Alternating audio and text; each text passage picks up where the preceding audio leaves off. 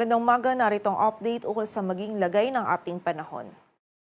Kaninang alas 2 yung bagyo na minomonitor natin sa labas ng ating area of responsibility ay nag-intensify at isa na ngayong ganap na tropical storm. Huli itong namataan sa layong 1,925 kilometers east-northeast ng extreme northern Luzon and hindi natin nakikita na ito ay papasok sa loob ng ating area of responsibility and wala rin itong epekto sa anumang bahagi ng ating bansa. Samantala, bukod po dito, meron din tayong minomonitor ng mga kaulapan or cloud clusters dito din sa labas ng ating area of responsibility, banda sa silangan ng Visayas, Mindanao area. So monitoring po tayo dyan sa mga cloud clusters na yan sa posibilidad na ito ay magkaroon ng sirkulasyon at maging isang ganap na low pressure area sa mga susunod na araw. Samantala, apektado pa rin po ng southwest monsoon o habagat yung malaking bahagi o yung buong bahagi ng ating bansa at magdadala pa rin po ito ng mga pag-ulan, lalong-lalo na dito sa may kanluran ng Southern Luzon at Visayas. And nakita po natin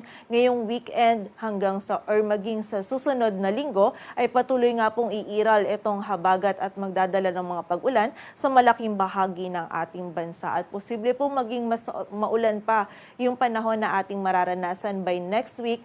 Kaya paghahanda po and patuloy na pag-iingat para sa ating mga kababayan sa banta ng mga pagbaha at pagguho ng lupa. At para nga sa maging lagay ng panahon ngayong araw ng Sabado, maulan na panahon pa rin yung mararanasan dito sa Cavite, Batangas, Occidental Mindoro at Palawan. Dulot pa rin po ito ng habagat. Hanggang sa mga malalakas na pag-ulan pa rin yung posible nating maranasan dito sa mga areas na ito, kaya patuloy na pag-iingat para sa ating mga kababayan. Samantala, dito din sa bahagi ng Metro Manila, Central Luzon, Pangasinan, maging dito sa area ng Bicol Region at nalalabing bahagi pa ng Calabarzon at Mimaropa ay magiging maulap din po yung ating kalangitan. Any time of the day, posible pa rin po tayo makaranas ng mga pag-ulan at mas tumataas po yung tsansa ng mga pag-ulan nito pagsapit ng hapon at gabi. Hanggang sa or katamtaman po hanggang kung minsan ay mga malalakas na pag-ulan din yung posible nating maranasan. So meron pa rin pong posibilidad ng mga biglaang buhos ng mga malalakas na pag-ulan. Kaya muli po patuloy pa rin pag-iingat para sa ating mga kababayan sa banta ng mga pagbaha at pagguho ng lupa. And kapag tayo ay lalabas, huwag rin po nating kalilimutan yung mga pananggalang natin dito sa mga pag-ulan na ito. Samantala sa nalalabing bahagi naman ng Luzon, magiging bahagyang maulap hanggang sa maulap po yung ating kalangitan. May mga isolated o mga biglaang pag-ulan, pagkilat at pagkulog pa rin po na mararanasan dulot po ng habagat. And yung mga regional offices po natin ay nagpapalabas pa rin ng mga thunderstorm advisories or mga babala ukol sa mga pag-ulan na ito. Agwat ang temperatura dito sa Metro Manila ay mula 25 to 31 degrees Celsius.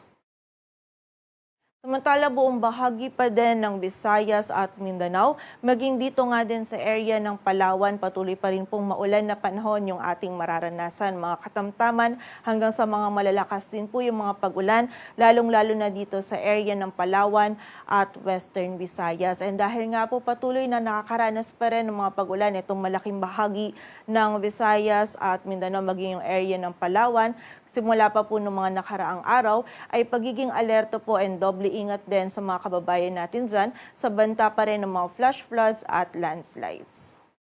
Agwat ang temperatura sa Cebu ay mula 24 to 31 degrees Celsius at sa Davao naman ay 25 to 32 degrees Celsius. Para naman sa lagay ng dagat baybayin ng ating bansa, wala po tayong nakataas na gale warning, kaya malaya makapalaot yung mga kababayan nating mga isda, pati na rin yung may mga maliliit na sasakyang pandagat. Dito sa Metro Manila, ang araw ay sisikat mamayang 5:34 ng umaga at lulubog mamayang 6:30 ng hapon. Patuloy po tayo magantabay sa updates na ipapalabas ng Pag-asa at para sa mas kumpletong impormasyon, bisitahin ang aming website pag-asa.dust.gov.ph. At para naman po sa ating mga active warnings o yung ating mga rainfall and thunderstorm advisories na pinapalabas ng ating mga regional offices, bisitahin lamang po yung aming website panahon.gov.ph. At yan po muna ang latest dito sa Weather Forecasting Center ng Pag-asa. Grace Castañeda, magandang umaga po.